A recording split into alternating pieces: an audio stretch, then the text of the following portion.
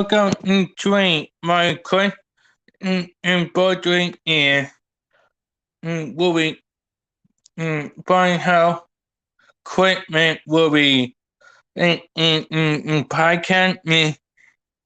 anything inside.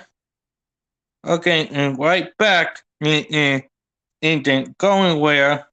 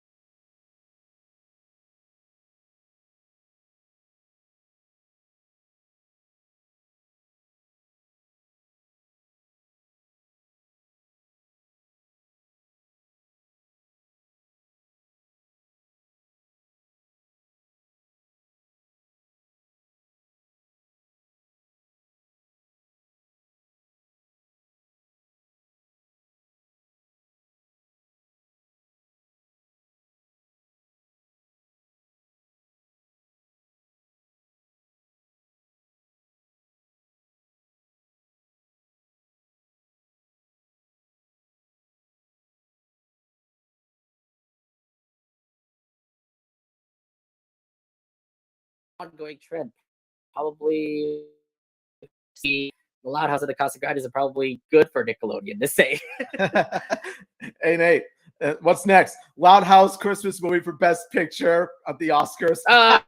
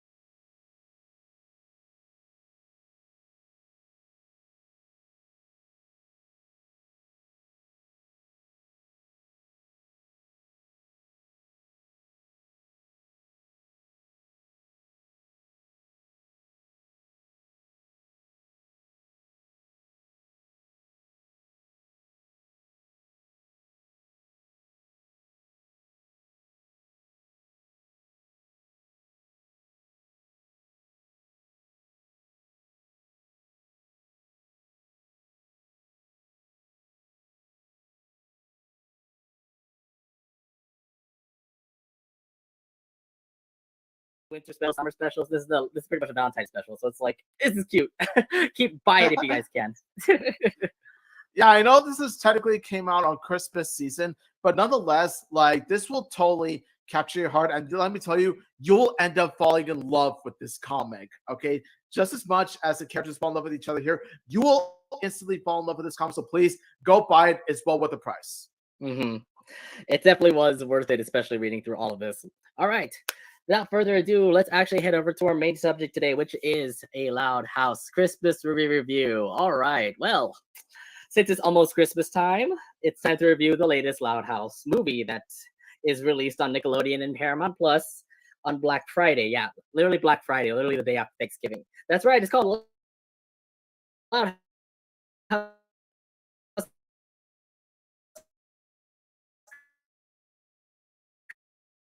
Christmas. This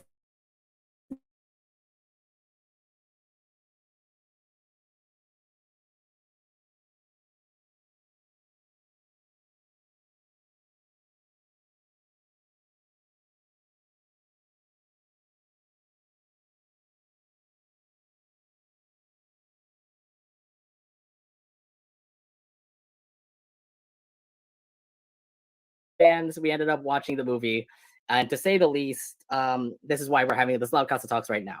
So yeah, let's go ahead. We both watched it together. Let's go ahead and get this review to start things off here. All right, so Omid, overall, how did you feel about the movie? I'm just gonna put it like straightforward. How did you feel about the movie? Now, I'm just going to say this right now. In terms of my overall thoughts on the movie itself, I'm going to say this. It's a good film, but not a great film.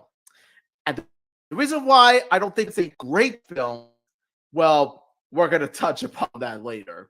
But in terms of how live action adaptations of animated properties go, let me tell you, this is definitely one of the better ones. Okay, like this actually turned out to be better than I thought because there were actually parts.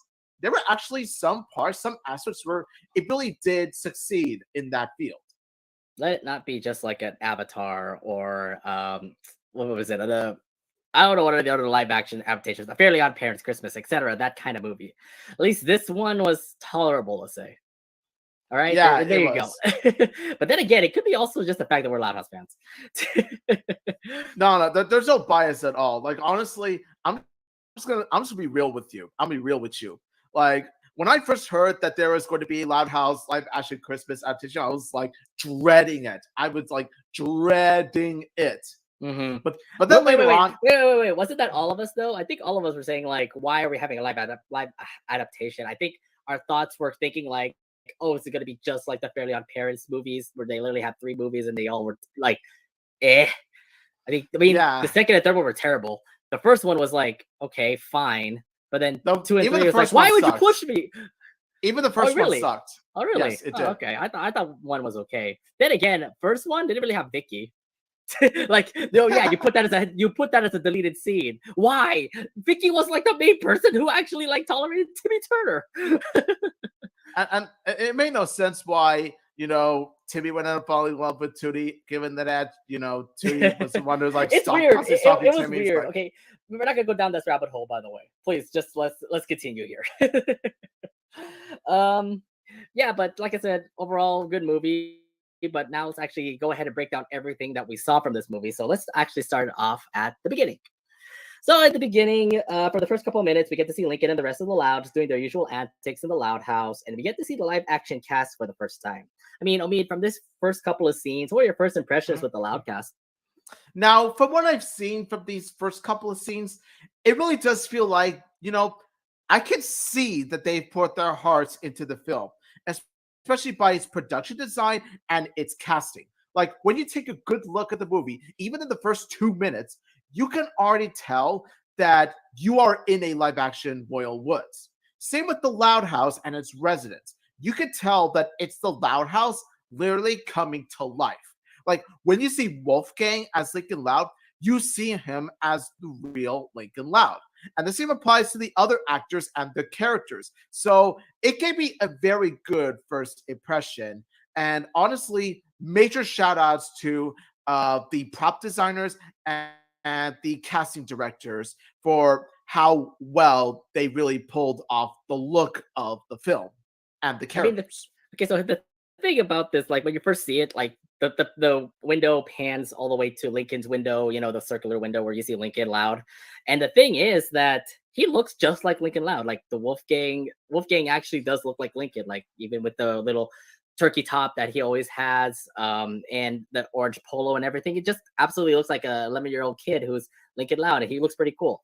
Then he walks down the aisle, and you get to see Luann, who does a perfect impression. These actors and actresses are doing a really good job, by the way. Luann, you get to see Luann. Luann did a pretty good impression. Same goes to Mr. Coconut. She actually can hold the Mr. Coconuts well. Lucy Loud, who always scares people. You get to see Lisa, and she also has that lisp, which I thought was really cool. Because, like, yeah, she could be like a 5-year-old kid, but you have the look of Lisa. She also has the scientist look as well, and you have the lisp. It kind of feels like Lisa.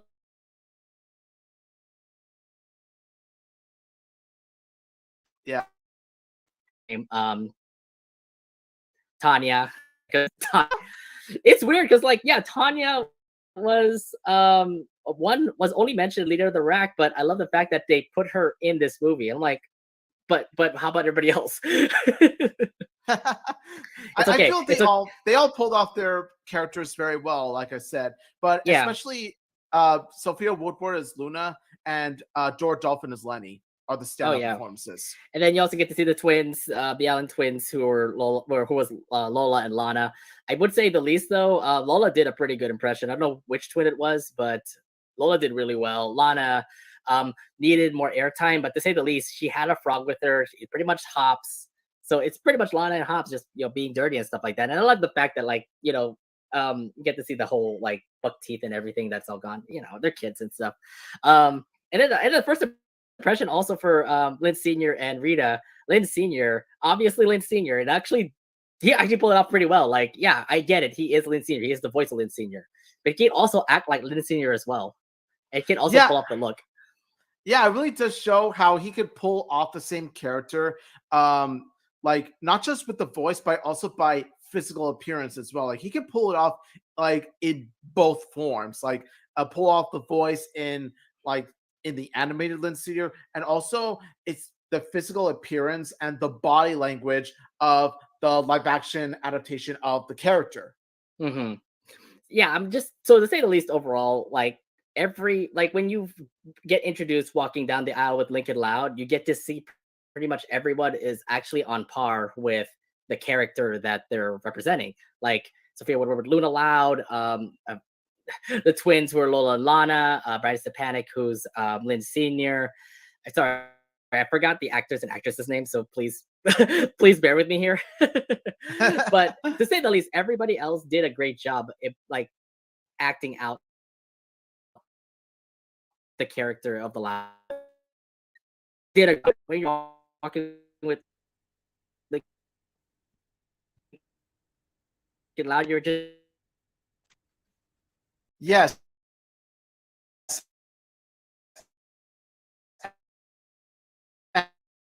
And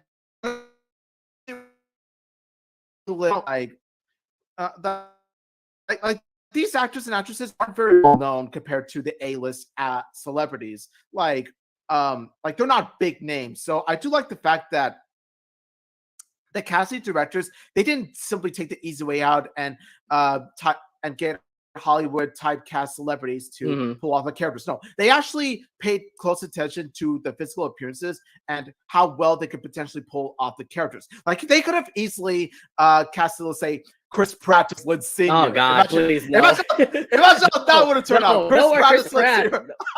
No more Chris Pratt. Oh my God, please. Okay, no. But in all seriousness, though, like major respect to the actors and actresses that really did pull off their characters very well, despite not having much experience with Hollywood movies and such. Yeah, exactly. Then again, like this is Nickelodeon. This is not like Paramount or Sony Pictures or Disney-esque sort of films. This is just Nickelodeon, and they obviously have a smaller budget compared to like the other big movies. You're not gonna have such big talents come out here and make a very awesome Loud House movie. And either way, if actually Hollywood picked it up, then I would actually be worried.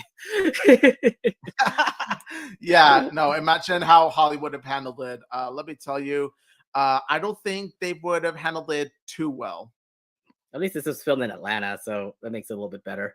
One thing I also do want to point out, how accurate was the house? Like how accurate was everything, like from the house to to Vanzilla. I mean, yeah, I understand the front lawn could be it's not the same, but still though, I mean, you have pretty much the whole house being accurate to say the least, right? Again, if I were the producers, like I would give the production designers and the prop designers a major bonus raise for doing their homework and for really capturing the details of the Loud House in Vanzilla perfect to a T. It is just so amazing. Now, And it's not just limited to just what we see now. It's also the other items that we see in the house, such as the A Savvy poster, such as mhm. Tanya, such as the McSwagger poster, like everything in that Loud House, they capture it just as beautifully on the inside, like interior decorating, the designing, as they do as the exterior designing of the Loud House. Well, I was gonna say though, because they actually did it accurately. The fact that you remember that back behind the scenes look where they went into Luna and Luann's room, it did go up to a T because the thing is that it actually was really like top tier to say. Yes, yes, it was. They really did do their homework, and it's like till you watched a lot of Loud House episodes, so you pretty much referenced all the Loud House episodes and made that room like it is right now, which I thought was like that's awesome. That's awesome. You actually did your homework, and it looks great. Everything looks great. This is like the literal Loud House, which is awesome. Yeah, definitely. All right, so yeah, so here's the thing. Yeah, we understand this is the Loud House. Chris is happening. We get to see the decorations up front and everything all around here. After the Louds get up together breakfast, the Louds would get a call from Lori in college that she will not be able to make it for Christmas due to her busy schedule. It is also here where Luna would go on a ski trip with Luann would do a live show all day, and Christmas Day during in Sunset Canyon, where Pop Up is. Yeah. With them gone, the rest of the Louds plan to take a trip to Miami, which leads to all the Louds Christmas traditions to not be the same like previous years, which makes Lincoln upset also. So first off, how did you like the fact that we're on the same timeline like season 5? I mean, Lori's in college, and you have Luna and Sam together, and it just feels like we're in a season 5 episode technically. Okay, now I love the fact that this film stays up to date in terms of the current timeline of the series, because this movie shows how it is aware that we are currently at an age of the Loud House where some of the characters have grown up and moved on to bigger things in life, like Lincoln in middle school, Lily in preschool, and as we've seen in this live action Loud House Christmas movie itself, Lori in college. The fact that it's all season 5 accurate, but there's also things that are also kind of like feel weird when it comes to actually putting it in season 5, but we'll discuss more of that later. So how'd you like that? So here's the thing: they're going to break tradition. They're not going to be all together in Christmas because you get to see Sam and Luna pretty much go off to a ski trip. You get to see Lori not be there, and Luann pretty much out all day doing comedy over at Sunset Canyon while everybody else goes to Miami. To say the least, Royal Woods is not going to be the same without the Louds. Lincoln doesn't like that, obviously, but here's the thing: how do you like the idea of the Louds breaking tradition for just this year? This personally didn't bother me. And of course, as much as I do love Loud family traditions, it's good to mix things up every once in a while and do something different. Now, I'm going to confess and say this. Had they gone in that route, had they gone on with that type of plan that the Loud family had in mind, like had they actually went with the plan and taken that certain route, I felt that would have made for a much stronger Loud House movie story. Now, no, we're going to touch upon that. Now, here's the thing, though. I do love that they acknowledge that it's good to mix these up. At least that's what most of the characters do keep in mind. But there is one, just one, amongst the big family who doesn't exactly the same way. Right. So my thing is that if we actually did move into the direction where like we get to see Luann, let's say for example the rest of the movie was like we get to see Luna and Sam have fun at a ski trip, we get to see Luann in that comedy show, we get to see Lori golf in that tournament, and we get to see all the kids pretty much in Miami. Wouldn't that be a much better, more exciting Christmas movie to say? Yes, because it would have been the Loud House doing something much more unique, much more different plot wise than what we got right here. Because it's kind of a mixture, sort of a mixture of the animated Loud House movie combined with sort of a structure of what they did with Schooled. Because it's most of the Louds going on a trip, an out of state trip to Miami, and it had the potential had the potential to work as a story because Miami is an eventful city. So with each Loud, they have the potential to work in as Miami, wiping up Sold, wiping up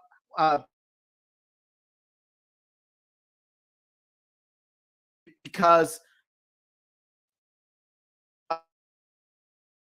plot A, plot B, plot C, plot with Lincoln, Loria, and Lily. I feel like this could have worked also because like this could have potentially had a manageable plot B and plot C, plot D, plot with Luna and Sam on the ski trip, Luann at Sunset Canyon, and Lori in Fairway College, respectively. Here's the thing, though. I believe it would be a much longer movie if that was the case, because you're going to pretty much have 4 tangents all have their own like movie in what, an 1 hour, 30-minute, 2-hour movie. That's a lot to put up there. I believe they kind of strict it down to this storyline because they don't have the money for it. I can understand. But it's just I wish they had gone with that route. Not just because it would have worked functionally at much better as a Loud House movie story, but also because it would have been a much more appropriate length for a Loud House Christmas movie because, well, it's called a movie, which means that it's supposed to be much longer than an hour. You know what I mean? Which I mean, it is. It lasted 1 hour and 6 minutes, but it could have been longer than that if we actually went through that tangent. Still, though, I mean, just one straight storyline about Lincoln Loud was pretty much what the movie was. So obviously it makes sense. The best boy in the Loud House, you obviously need to focus on him. And yeah, that's pretty much your movie. I mean, look back at the Loud House movie, for example. My God, this movie is way too short. I think one complaint I have to point out right now: the movie is way too short for a movie, even if it's 1 hour and 6 minutes. Like we all thought that the animated Loud House movies, length. Like the runtime of the movie was short. Like, yeah, we all complained that the animated Loud House movie was short. But let me tell you, in comparison to the Loud House live action movie in terms of length, at least, let me tell you, the animated Loud House movie in terms of length looks like Lord of the Rings compared to this. I'm just saying. Yeah. Well, here's the thing I would love to say though. It would be cool to actually see I'm pretty sure Omid would love this, to see Luna and Sam actually have that ski trip. Yes. Yes. I want to see how that goes. I would love to see Sam. I want to see Luna not be a thrill seeker. I don't know how to ski, so Sam helps her out. Ooh, that would be exactly. Why couldn't that have been the movie instead of what we got here with the season? Why couldn't that have been the movie instead of? Well, we're going to touch upon that later. I'm just saying that could have been a good movie in itself. I'm getting Omid riled up because there's a lot of Saluna things that happen, especially in the comic and of course this movie too. But that didn't happen. I would love to see Lori win a tournament. I mean, I'm a Lori fan. I would definitely love to see Lori win a tournament. I would love to see Luann prank some comedy with the old people like Pop Pop and what was it, Ed Scoot and Nana Gale, for example. But no, we ended up actually having a story about Lincoln Loud. And this is where we actually have to think about this for a second, because Lincoln is the main focus of the story. Because he was not pleased about the fact that obviously they're not going to have their tradition. Lincoln obviously went back to, how you say, season 1 Lincoln. Omid, with Lincoln upset, a plan has come to mind. And how did you feel that Lincoln may end up ruining their Christmas for his personal gain? Okay, now I will say this. In terms of selfish Lincoln plots, I'm going to say this. It's not the worst I've seen. Oh, no. Not by a long shot. No. I've seen much worse. because to this movie's credit, I'm going to say this. At least this movie does establish that Lincoln worked his ass off and saved all that money in order to pay for that huge sled. He had to Yeah. shave Flint Sr.'s hair from his back. He even had to pick up some poo-poo. So I can understand to some sort of degree why Lincoln would react the way he did. It's okay to be disappointed. It's okay to be upset, especially after all the hard work you had to pull through, after all the hard labor. But what's not okay, what is an absolute no-no, is all the crap he pulls next, and we're going to touch upon that right now. Yeah, I mean, the thing is that I felt like Selfish Lincoln is coming back again. Look, I mean, we looked at the plot. We saw that it's going to be Lincoln trying to get all of the plans ruined in order for him to, get his Christmas tradition for the Louds. And it's like, we're going back to season 1 with Lincoln, where he was always selfish and always wants to get forgiveness and things like that.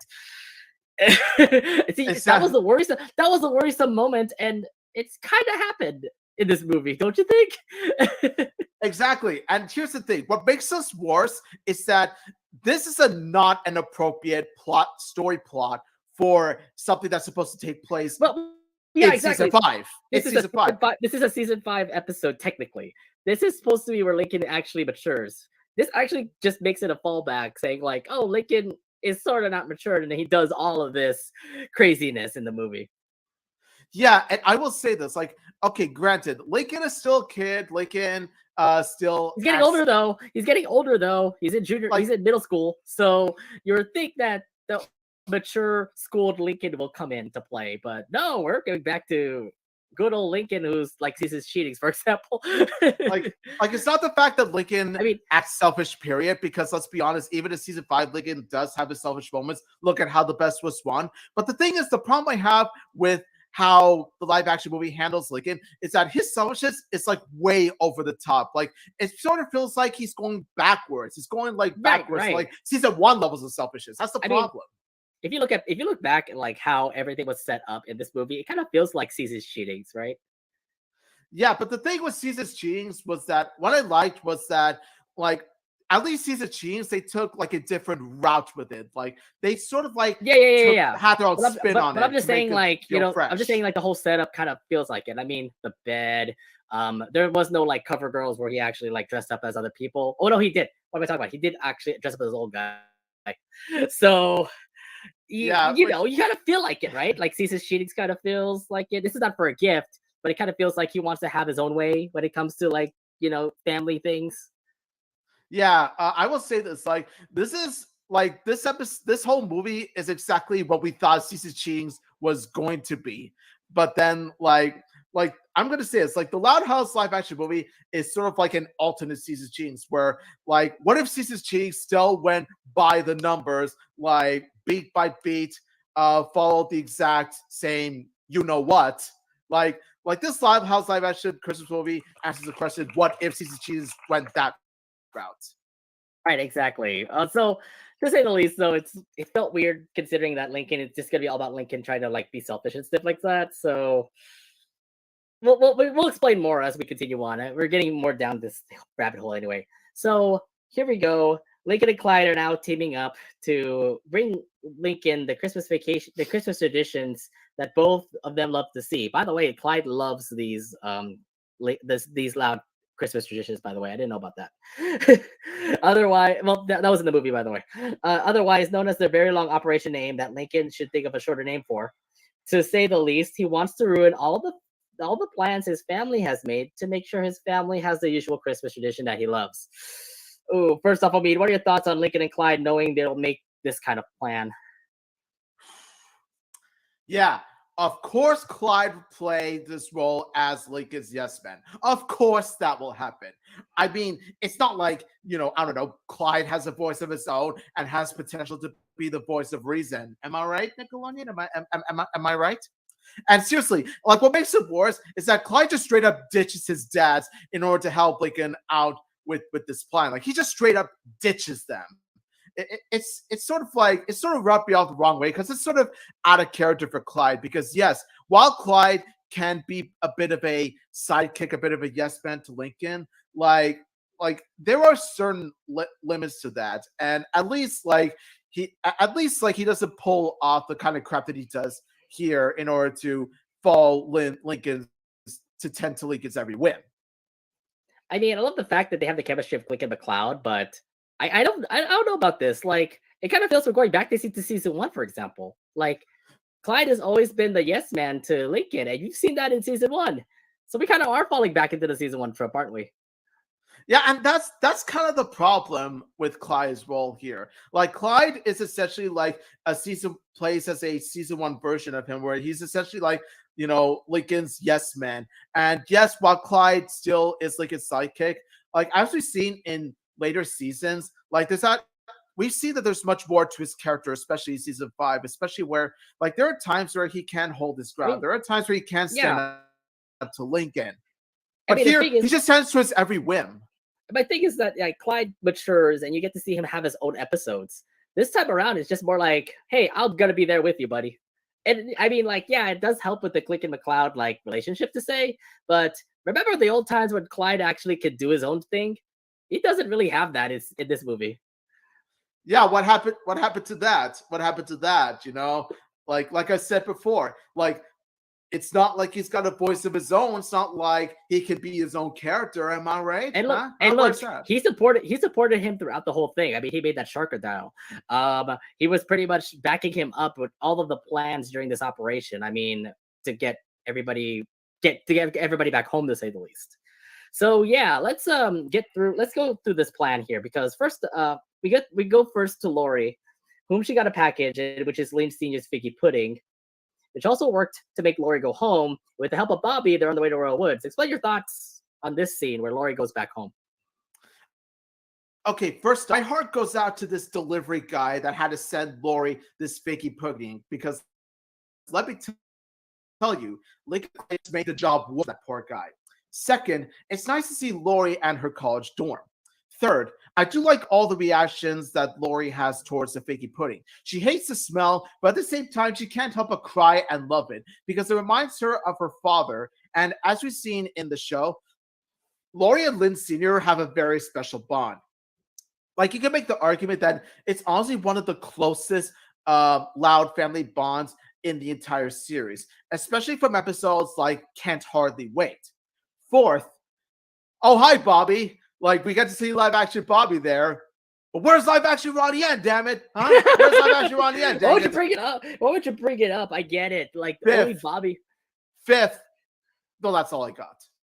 I'm just saying, yeah, we have Bobby. And the thing is, like, could you at least have more Casa Grande's representation? I get Rosa did get mentioned. Could you at least have, like, you got the Mercado to get mentioned as well, but how about Ronnie Yen? How about the other characters in the Casa Grandes? You only had Bobby, which, by the way, I get it, because, Bobby did first appear in the Loud House and you want to bring a reference to him. Same goes to Ronnie Yen. Why don't you want Ronnie Yen also in the movie? I don't know. It's bad enough that Ronnie Yen never got a cameo in the Loud House season 5, but she doesn't get to have a role in the Loud House live action Christmas movie either. I mean, what gives? Hell, like, Ronnie Yen played a much bigger role in the Loud House, animated Netflix movie, for God's sakes, and that was only 3 minutes of screen time and only less than 30 words. Exactly. So I don't know. What was the reasoning towards that? It was just more of just like having Lori and Bobby together. So you obviously want to put that up because it is a thing in the Loud House. What else was I gonna say? I thought Lori was kind of dramatic, don't you think? Like, oh yeah, you opened up figgy pudding. I thought you don't like the dad's figgy pudding, but you end up actually being so dramatic. It's like, I need to actually go back home. What was I thinking? I need to go back home. And it's just why she had to call Bobby and said, like, I need to head back home. Can you give me a ride? And I'm like, this is weird. This is something Lori doesn't do. Yeah, while I feel that, like, it is sort of irresponsible of her to ditch the kind of ditch your responsibility. Yeah, I was gonna say, you ditch your responsibilities for. Yeah, you had your priorities. You pretty much had it straightforward, and it all changed because of one figgy pudding. Yeah, it's irresponsible, but at the same time, it's not too far from her character to act this way, because let's be honest, like, even in the actual series itself, we've seen Lori show her vulnerable and insecure side. Like we've seen that side of Lori come out a lot. So honestly, this doesn't feel too far fetched. I get it, yeah. But still, it was kind of like interesting to see Lori like that. Nonetheless, I mean, I kind of felt like Lori didn't have much to do. Literally, she just went to go. She went to Barry University, got Mickey pudding, and then ended up hanging out with Bobby, and that was pretty much the whole movie for Lori.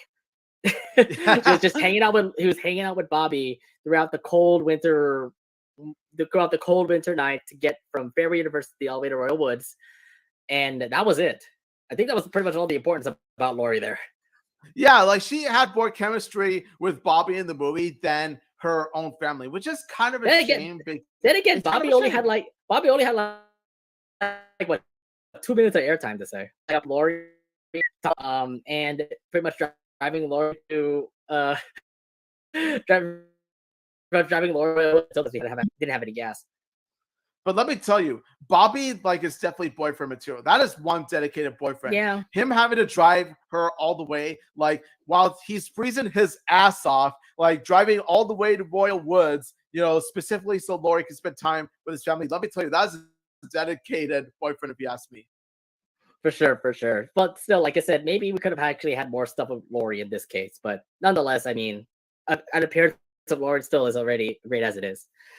So Lori's plan, so Lincoln and Clyde's plan with Lori actually worked out. So Lori's going back home.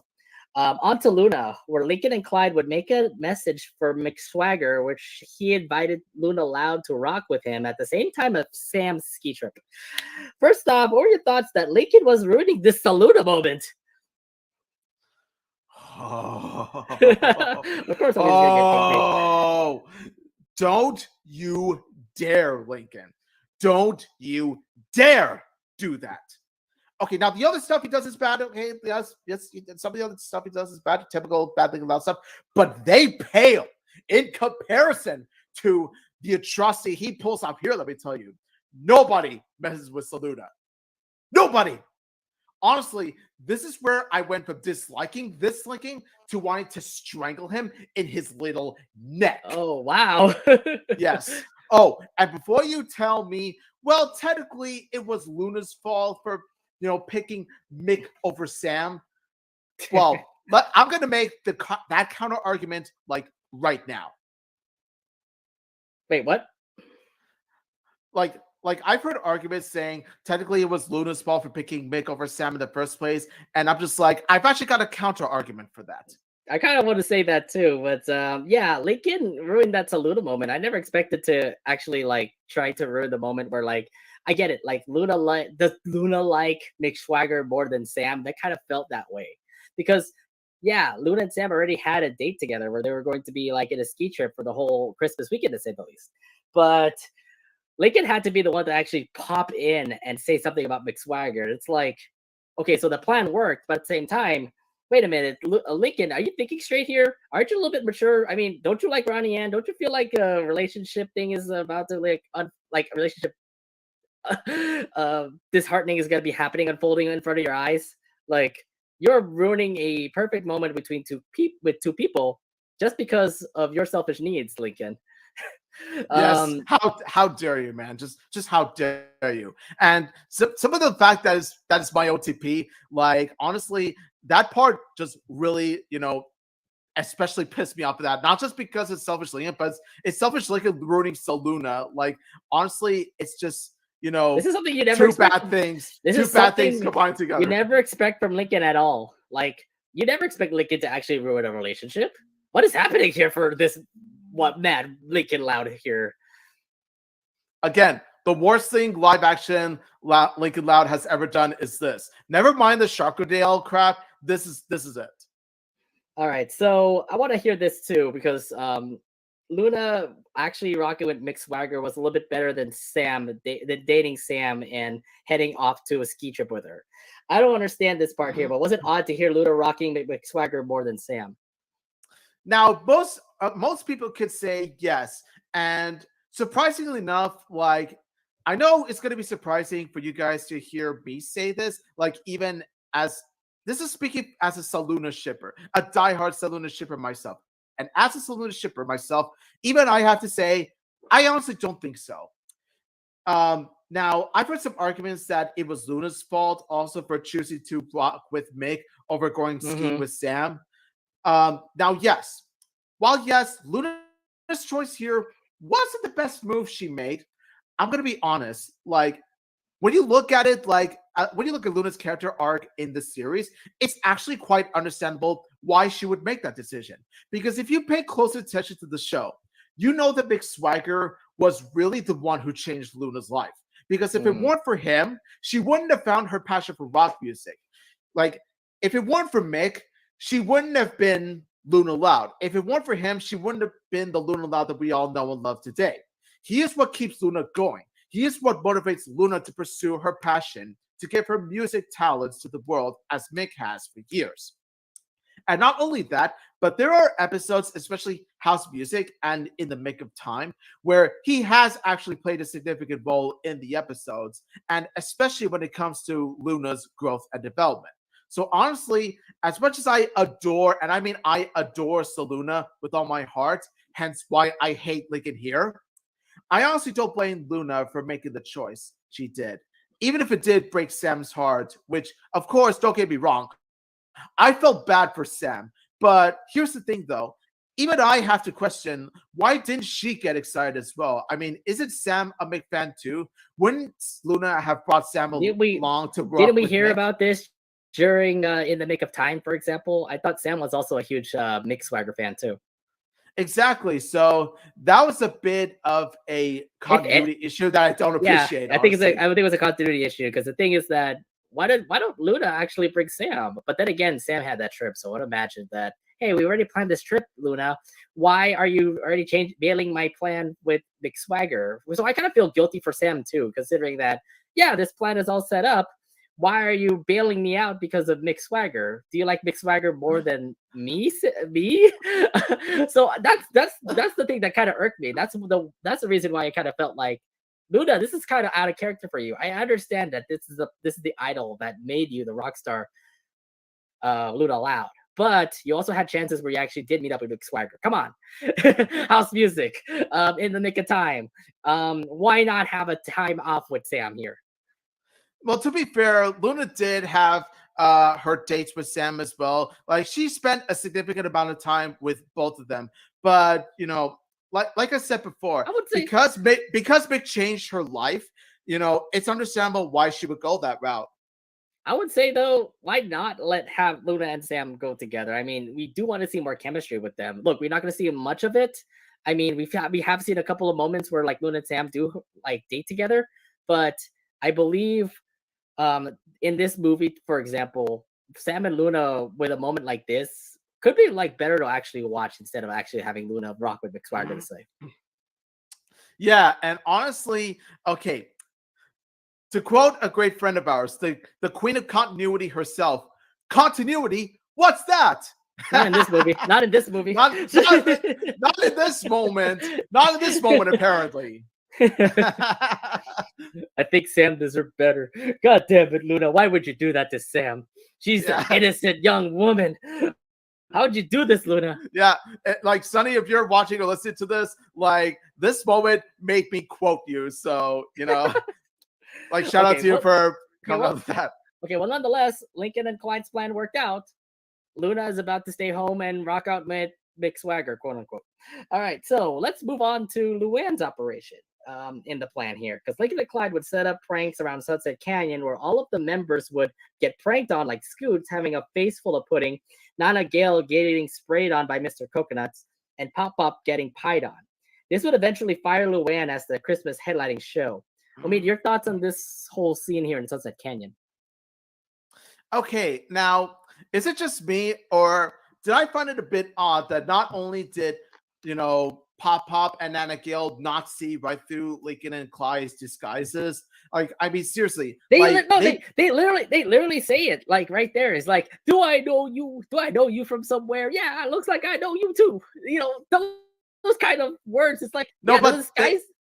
They question it, but like they don't jump to where they say, aha, it's Lincoln and Clyde dressed as old men. I recognize that those disguises everywhere. I Like mean, they don't actually say they were that. giving strong hints. Like they know Lincoln. They know that it looks like Lincoln and Clyde. They had strong hints. Nina Gale and Pop Up just literally have strong hints. They just never want to point it out because it feels like awkward, right? When you actually point out, you are Lincoln Loud, my old grandson.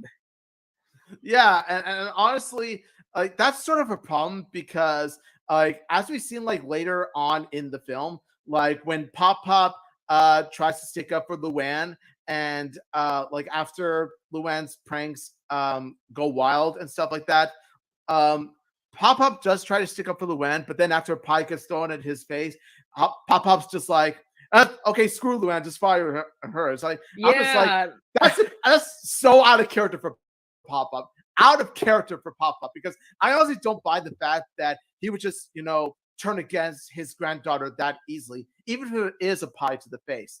Like, and especially like if they really do suspect that it's Lincoln and Clyde in disguise, like why would they buy so easily that like into the words that, oh, it's Luana did this, it's Luana did that. Like, wouldn't Pop Pop and Nana Gale be a tad bit, suspicious of them? Like, if they were suspicious of them, they would have said that, like, okay, Lincoln and Clyde, what are you trying to pull off here? We know Luann didn't do this, because this plays a crucial part in the film, especially with how Lincoln ruins Luann's Christmas.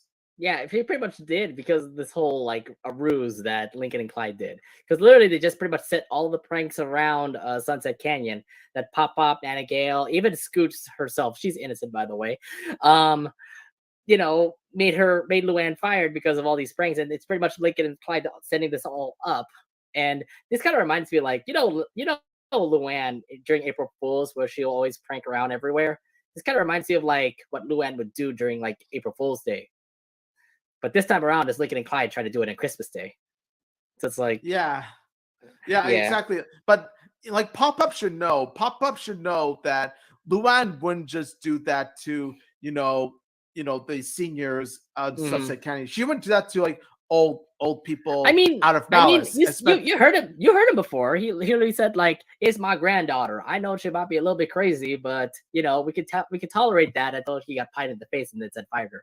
So I'd imagine exactly. I think that like it's like after the pie got thrown at his face, I gotta be honest, it was a bit out of character for him to turn against Luann so easily. All I'm saying, he would be much more understanding than that. Yeah, and also other things too about that whole scene, bad CGI, which I'll explain later. Oh boy. Yeah. No, so to say the least, though, Luann's plans are pretty much ruined. He's pretty much going to be staying home because her show is pretty much canceled. And I love the fact that Scooch says, as head of the Sunset Canyon Board Committee or something like that, I want to fire Luann. But FYI, that was a little reference to Resident Upheaval, right? Because that kind of references like, yeah, she was the head of the Sunset Canyon like residents or something like that. It is true. Look back at Resident Upheaval. Yeah, that's what I liked about it. Like, there's your continuity there. That's how you do continuity. Continuity? What's that? Oh, there's continuity. Oh, hi, continuity. I'm calling Sunny again. Yeah, Sunny will probably love this show now. Now, obviously, Luann's going to be coming back home. But how about the rest of the Louds going to Miami? Well, Lincoln and Clyde were working on a plan to keep their family away from Miami. For this to happen, they will steal Tanya and stage an event where Tanya would be attacked by this Sharkadile, a creature that is apparently real, according to Rip Hardcore. After sending the video of the attack to Catherine Mulligan, they pretty much reached their goal, and their operation was a success. So, explain your thoughts about this operation here, where they tried to keep the family here and not go to Miami. Like I said before, it's really selfish of Lincoln to keep his family in the house. At the same time, I understand, like, you can understand why he would do this, but at the same time, though, it's like, really, Lincoln, why would you do that? That's so season one Lincoln of you. That's so season one of you. You know what I mean? No, I was saying like this whole entire operation that Lincoln was doing was, I would say, really out of character to say. I mean, maybe not. I mean, stealing a mannequin out out of Lenny's hands to pretty much stage a Miami Beach where a Sharkadile, where they controlled it, by the way, is pretty much attacking Tanya. It's like, Yeah. Tanya, Lincoln stole Tanya. Lincoln stole Tanya. Oh, and speaking of which, Lenny pulled up a really great scream in that move right there. Tanya! She like literally lost her best friend. Yeah, Dora Dolphin. Like Dora Dolphin is one of the very best performances of the Loud House live action Christmas movie. Like Dora Dolphin really pulls it off as Lenny. I gotta say this though, with the video that that Clyde sent to Catherine Mulligan, that was a lot of good editing to say the least. It looked like a real attack. Even if they were like behind, even if they were inside that Sharkadile pedaling and biting Tanya, kind of feels like real life like action scenes happening there. Definitely. Yeah. It looked really could do a good job.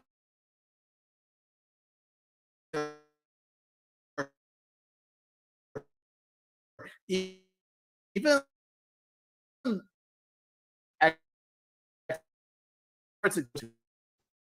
so said, first off, were you surprised that Rip Hardcore was here in this? Like, we never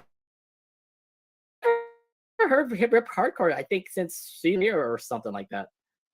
Yeah, when I heard that we were getting a Loud House live action Christmas movie, I honestly didn't think that Rip Hardcore would play a role in this. Like, we didn't really expect Rip Hardcore to be in this, but well, there he is now. And let me tell you, like he's actually very memorable in this movie. I'm guessing the fact that it's nature-like you have a freaking Sharkadile, kind of makes sense to actually pull somebody who was actually out of nature to talk about this Sharkadile. So it makes sense to have Rip Hardcore. I wouldn't imagine like Ace Savvy or David Steele to actually know about this Sharkadile business. Yeah, no, Rip Hardcore is the perfect character for this kind of situation. Mm-hmm. Mr. Wilderness himself. Here's my book. I was just signing my book until I heard Crocodile. And then he gives all these tips, and he even wrestled one of like Captain Mulligan's cameramen to the ground. I'm like, okay, you are cool. Oh, and speaking of which, during that scene, what the hell? Rita is totally into hot guys for some reason. Yeah, Rita was like, we saw Rita was totally sipping over Rip Hardcore, and then that's when Lynn Senior got a bit jealous and sort of checked his arms like, she literally is like, oh, thank you, Santa. And then like Lynn Senior's like, Santa, I'll do better than that or something like that. Like, I like how we got to see jealous Lynn Senior. Like that's that jealous Lynn Senior, because it does show how he really does care for Rita, tries to prove himself to Rita, and when he sees, you know, Rita fawning over Rip Hardcore, or seeing Rita thank Santa, like we see Lynn Senior feel legitimately threatened. Yeah, I understand. Like Lynn Senior's like, you know, insecurity a little bit there, because he knows like, oh, just because Rita likes hot guys doesn't mean I have to be hot or something. That was just so weird, because like, Rita, I didn't know you were into those kind of guys. Oh, okay, you're still young at heart to say. Yes, like, oh man, Rita as a simp is so funny to watch. Like, simp Rita is hilarious. Okay, so here's the thing. Catherine Mulligan, obviously Catherine Tabers, who also does the voice of Catherine Mulligan and also the voice of Laurie, she's in this movie. How do you like her performance how do you like Catherine Tabers' performance as Catherine Mulligan here? Yeah, I really do like how Catherine Tabor really did pull off Catherine Mulligan. Just like how she captures the voiceover performance as Laurie in the Loud House live action series. She really does have so much fun, as much fun with the role of live action Catherine Mulligan. Like, we do, you know, like see her really nail the role. Although I gotta be honest, it would have been really cool. It would have been a nice little Easter egg if Catherine Mulligan had said the word literally at some point in the live action film. Well, then again, here's the thing. Like, I'm literally Catherine Mulligan. Well, the thing is that this is Catherine Mulligan. She doesn't say literally. She literally just has that little high tone of voice. It's like, I'm Catherine Mulligan. I'm Catherine Mulligan. Actually, you don't hear that too with this Catherine Mulligan, by the way. Remember? She would always say, I'm Catherine Mulligan. Whoever wants her name. You know, they always keep on saying, like, who's this person? I'm just saying, like, as an Easter egg, like, because it's Catherine Tabor, I'm just saying, like, it would have been really nice if she had, said the word literally, like, I'm literally Catherine Mulligan. That would have been a nice color because same actress. Right. I mean, still, it's cool to actually see her. By the way, I'm gonna say this out right now. I think she is the best performer out of the whole movie because it feels like she pulled off Catherine Mulligan really well. Yeah, she definitely was important in this movie. She definitely was important in this movie, which you never expect. Yeah. She's a secondary character.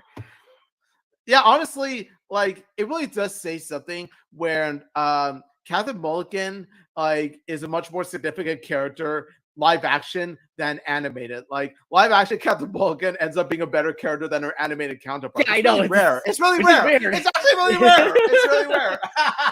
This makes me like Catherine Mulligan here a whole lot more than Catherine Mulligan back in the animated series. Then again, she only popped up for maybe 1 minute per episode. Here, she actually literally had 30 minutes of airtime, and she did a really good job with it. And even if she wasn't played by Catherine Tabor, I would still stand by the statement that live action Catherine Mulligan is better than animated Catherine Mulligan, which is really rare because most of the animated counterparts are written better than the live action ones, especially the main man with the plan himself.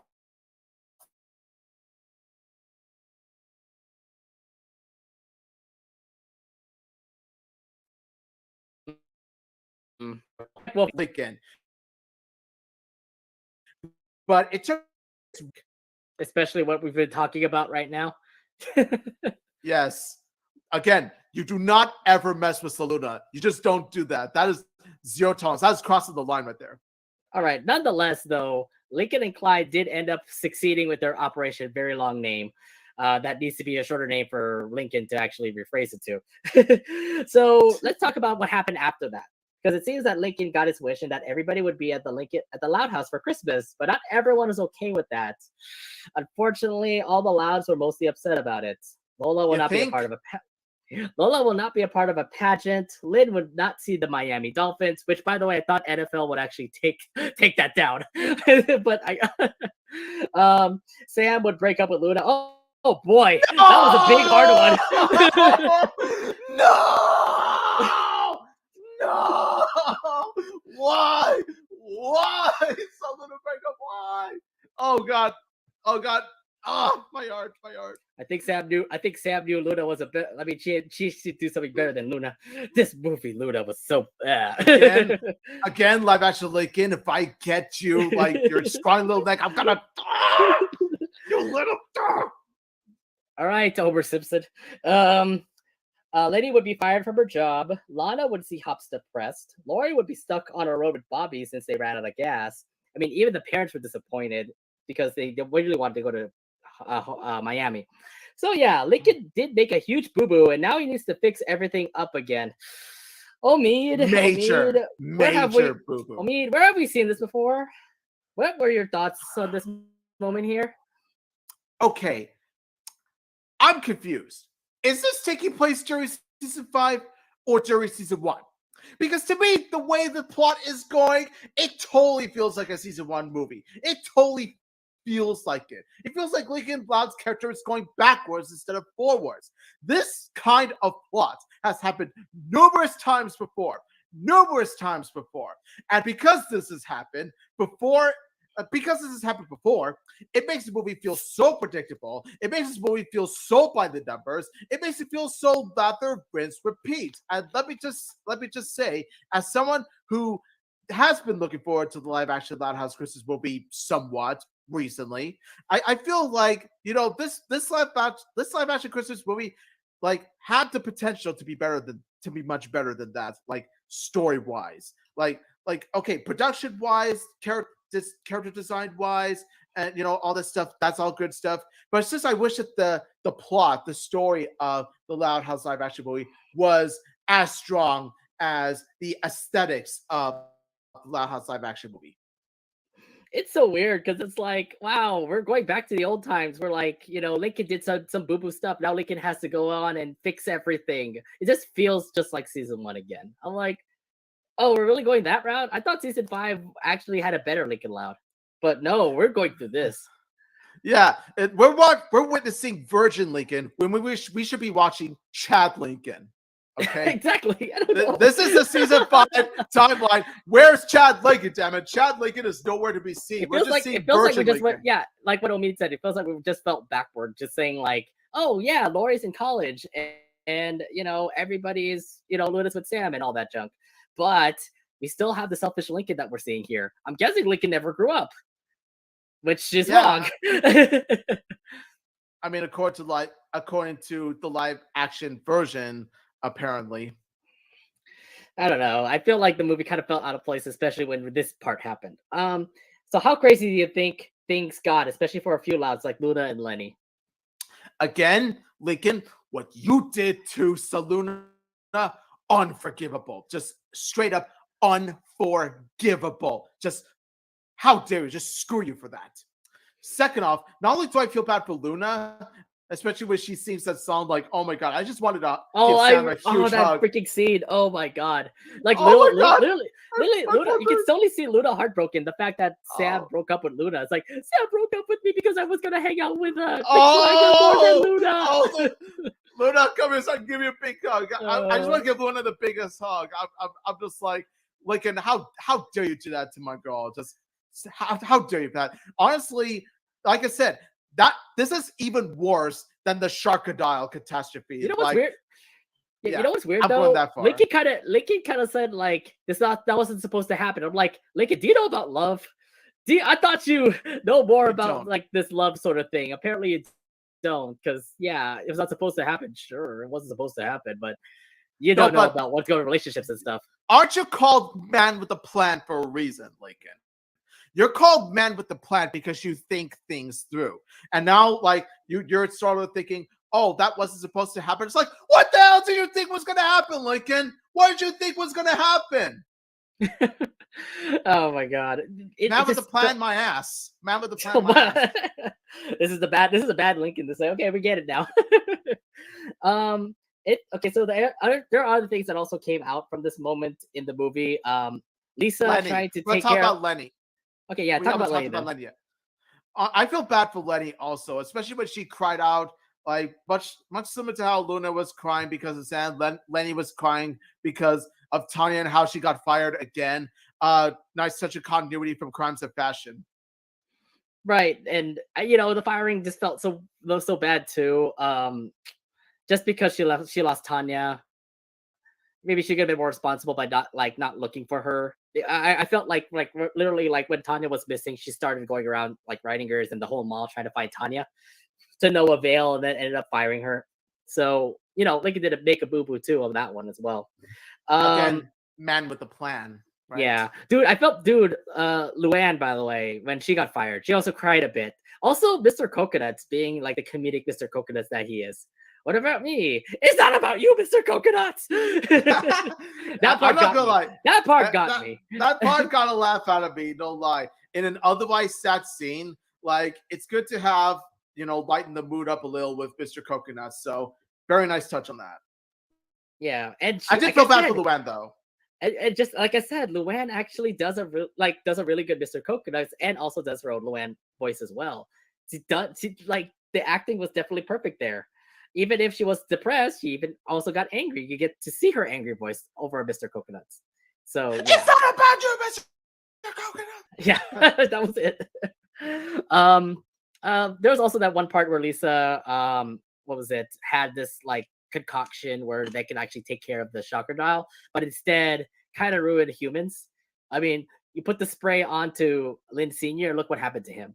That part I think was actually pretty funny. It looks like he was drugged. Yeah. Drunk Lynn Sr. Boop, boop, boop, boop, boop. Oh. That part I think got me. That really got me. It's like a combination of getting high, getting drunk, but worse than the combination of the two. They literally have like things disabled. Like you'll have your eye lowered. You had like your hands not working at all. You're literally falling down. And I love the fact that like Lynn Sr. was the victim of that. So, and by the way, like Lynn Sr. was definitely like on top when it's comedy. He definitely did a really good job acting on that. Yeah, it's very well delivered by Brian Stepanick's performance. Another stand-up performance in live action movie because it really does show how one actor can really pull off not just the animated version of the character, but just his voice, but also his physical appearance and his body language as well with the live action counterpart. Exactly, and still, wow, Lindsay, you're doing a pretty top-notch job on that.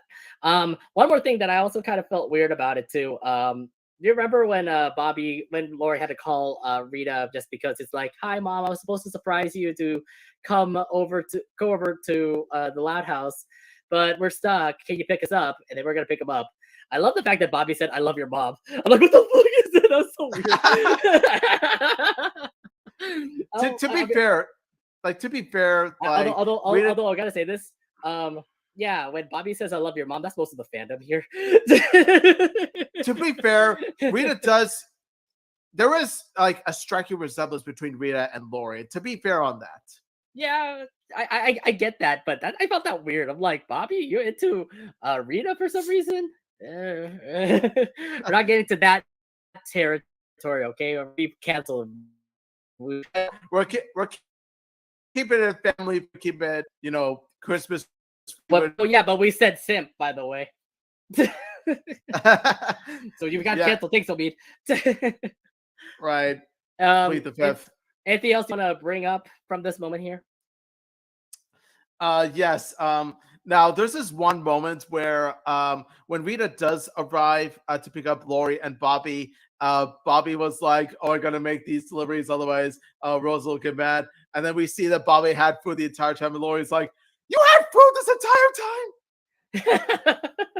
It's like, that's typical Bobby. Bobby doesn't know better. Yeah, like Bobby's sort of a male Lenny in a sense, where while he has a big heart, let me tell you, when it comes to the brains, let me tell you, no, he's not the smartest.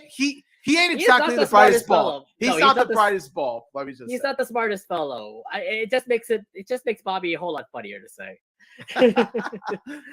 What else can I put up from that whole scene there? Well, not really much to say. I think I got everything down. Anyways, oh no, I love the fact that okay, so maybe the saddest part in this movie was the fact that Lily cannot light up the tree, and that made a sad Lily, and that made Lincoln change his mind and obviously try to turn the tide to make him feel guilty to say. How do you feel about that part where Lily's like, "Tree, I can't light the tree" or something? Because they put the town on lockdown to say. I will say this, this is what I heavily admire, and possibly the best thing to come out of Lincoln's character, other than the ending, the speech that he gives. I do like how after Lily cries out "tree," and then that is the turning point for Lincoln. That's when Lincoln, you see Lincoln's expression, the guy literally feels remorse. You could tell by the eyes, he feels legit tears when he sees Lily sad, because what I like is that it shows the deep bond between Lincoln and Lily. Not only that, but it also contributes to my head canon in that out of all the Loud sisters, the one Loud sister that Lincoln has the best bond with, shares the deepest bond with, is Lily. Honestly, while Lincoln says he doesn't have a favorite sister, I have a feeling deep down that if Lincoln were to choose his favorite sister, it would definitely be Lily, because Lily is the sister that Lincoln has the least amount of conflict with. It's the sister that that Lincoln has the more significant moments with, especially in the animated Loud House movie. Right, exactly, because you get to see more of that with Lily and Lincoln bonding, especially in that movie to say. I love the fact that, for example, we don't get to see Lily light up the tree. The town's on lockdown. You get to see Lily all sad. So that pretty much was Lincoln's turning point to pretty much forgive, to pretty much fix everything. I love the fact that what the Catherine Mulligan was pretty much speaking throughout the whole entire thing. If you find the Sharkadile, make sure you call in our hotline 555. Oh no! And I'm like, really? I would imagine some of the fandom actually dialing that number. They're really putting a lot of comedy in this, by the way. They really are. 555. Oh no. And then also Scoots, by the way. We get to see Scoots over at Sunset Canyon, but I know that Scoots is also the witness of a Sharkadile passing through. So, oh, I didn't know Scoots was actually really important as well, and she actually pulled off Scoots pretty well. Yeah, she I did. was in the woods, and I found the crocodile. I filmed with my camera. To say the least, that whole scene was like funny, sad. At the same time, you mostly just gonna feel the sadness in that. So, with all of that in mind, Lincoln would have to obviously fix it all up. So now Lincoln and Clyde would have to lure the Sharkadile that they made up and bring it to Royal Woods Mall, so that Lincoln can prove that the creature was fake in front of in front of the whole entire Royal Woods town. Rita came with a huge chase scene with them in Rip Hardcore. I'm sorry. This came with a huge chase scene with them and Rip Hardcore. Rita having to chase the Sharkadile for stealing her Christmas decorations. Lynn Sr. in a daze after being hit by one of Lisa's experiments, and that the entire family needed to be there to make sure Lisa is fine. Overall, it led to them all meeting up at Royal Woods Mall. So, Omid, explain your overall thoughts from this couple scenes here. Okay, I'm just gonna say this right now. The chasing itself is very well executed.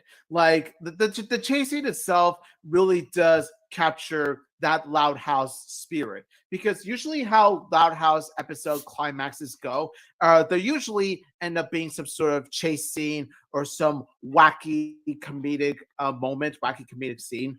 And I feel that like the chase scene really does capture that Loud House feel.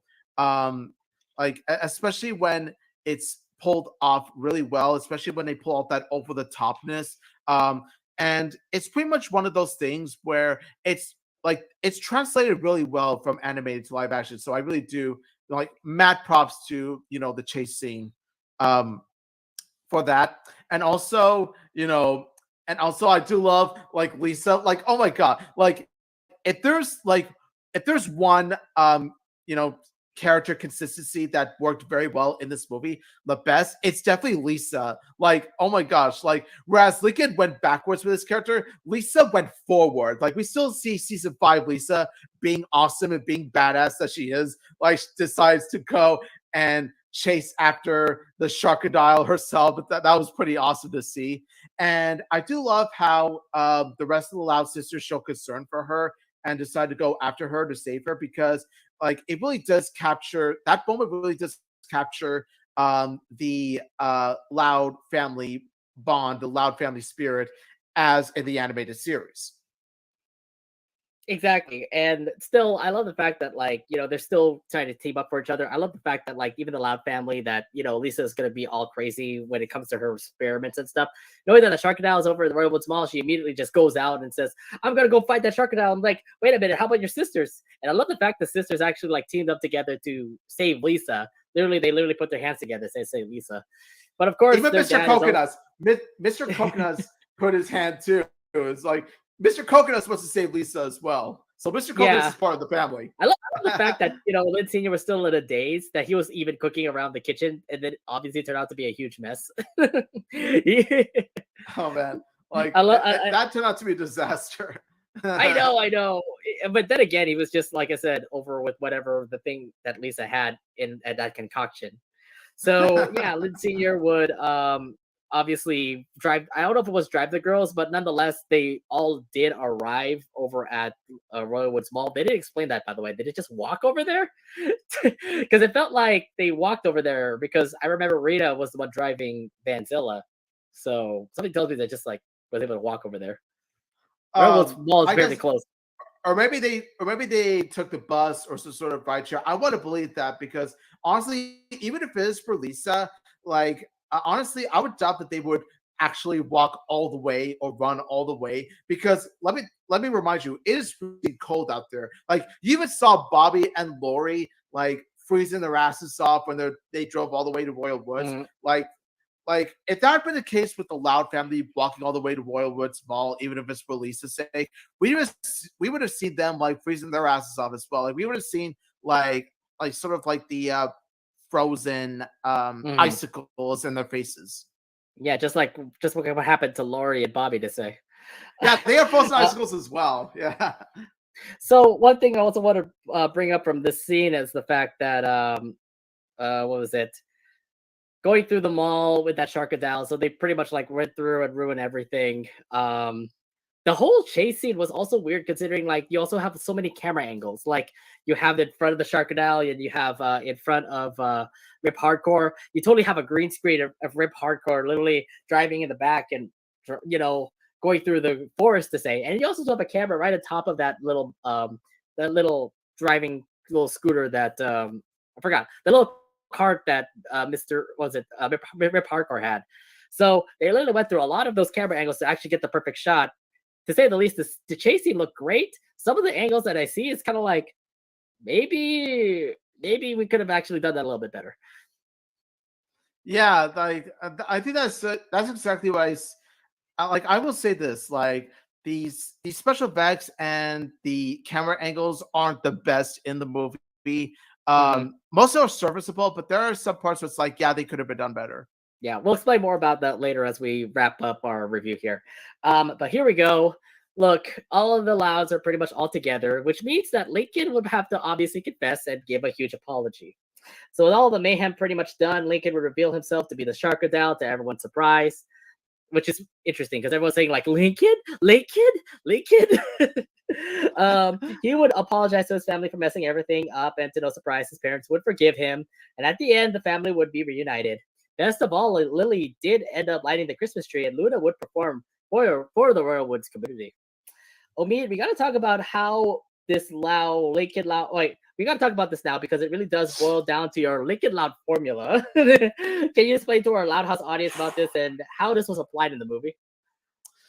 I never thought that I would have to use those words when describing the story of the Loud House live action movie. Hell, I didn't want to utter those words when I would talk about this movie, but well, here we are. We got the typical season 1 Lincoln Loud formula, not Lincoln Loud formula, season 1 Lincoln Loud formula, may I add, where Lincoln does something wrong. Well, of course, it follows the same beat by beat, note by note. Like I said, Lincoln comes up with a plan, selfish plan. Lincoln messes up. Lincoln sees, the outcome of it. Lincoln feels bad. Lincoln tries to solve it. Lincoln confesses, all's well that ends well. It follows the exact same note, beat by beat. And this is a major problem because this is supposed to be a movie. This is not a typical episode. This is a movie, a legit live action Loud House live action movie. So honestly, I wish they had done something much better with Lincoln's character. I wish that they had come up with a much stronger plot. But, seeing what we've seen here, I will say the apology here is really nice. I do like how Lincoln does apologize and own to his mistakes, because an admirable part about Lincoln's character is that he does admit and own up to his mistakes most of the time. However, I'm going to say this, though. The part where he says that he's afraid of growing up, that's why he's doing this. While it is nice, honestly, I have to ask, why did we've known about this now, whereas in the beginning, it was all, oh, but what about tradition, all that? I'm just like, I feel like that lesson about, his fear of growing up, like where did it come from? It just came out of nowhere right here, because in the beginning of the film, nowhere does it mention that, oh, Lincoln Loud is afraid of growing up, that's why he's doing this. It's only mentioned here. And I'm saying if we had known that, if Lincoln had just told us straight up that, oh, since we're all growing up, I like to keep the tradition straight, okay, I totally get that. But this whole heartwarming moment of Lincoln's fear of growing up, it was just brought up at the ending, and it wasn't brought up before. I felt like when we talked about this Lincoln Loud formula all throughout the Loud Casa talks, everything was pretty much on point. Like, oh, Lincoln did something to mess up. Lincoln did something selfish. Lincoln did mess up everything around the family, so he started to do something to, fix it. And then he'll have to apologize at the end. So literally, what you said about the Lincoln Loud formula is pretty much there. So I literally have to explain this to you, and I'm like, Omid, you're right. What the hell? Didn't we agree on it? Like, even at our preview show, that this could be something like Lincoln Loud formula, like you've been talking about. That actually, it was one of our followers Like we read his tweet on Twitter where he says, "Oh, I hope doesn't fall into the legal film." I'm just like, well, buddy, I got some bad news for you, my dude. I got some bad news for you because it turns out it actually does go that route, and that's a problem because, like I said, if there was just a regular run-of-the-mill, Loud House episode, especially pre-season 5, that would have been somewhat passable. It would have been fine. Mhm. But for a live action Christmas movie, especially when it's season 5, when it's the season 5 Lincoln that is much better than what he was represented here. Let me tell you, like that was the part that really disappointed me about the movie. Mhm. Yeah, and I think we're all agreed on that too, because it's like, wow, you can't believe we actually pulled this formula out of this. I thought we were done with it, but no, we were actually brought back to this, especially in the movie here. But yeah, And honestly, if they had focused on the aspect, like if they had focused on the Lincoln Loud, feel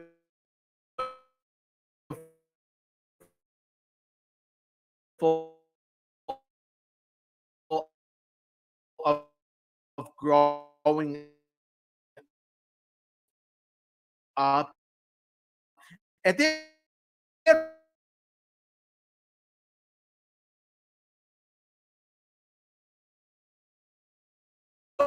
song really is amazing, especially with Luna singing it Together Forever and all that yeah. stuff.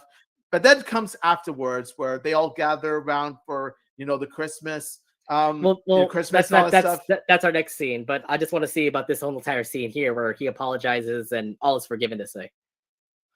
I will say this: I do like how Rita and Lynn Senior respond to it. They respond that they do understand why he did what he did. Like they're still upset with Lincoln with what he did. Like I like how the Loud family reacts to it. Like they don't they don't.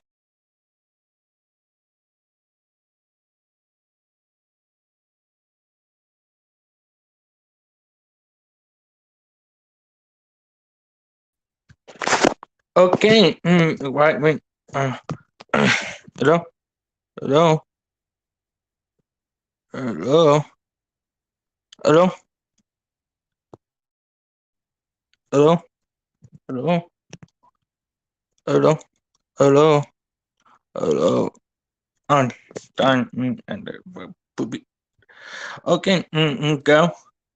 Thank you, watching, find how, no, find how, quite my movie, thank you, my quite, little bit,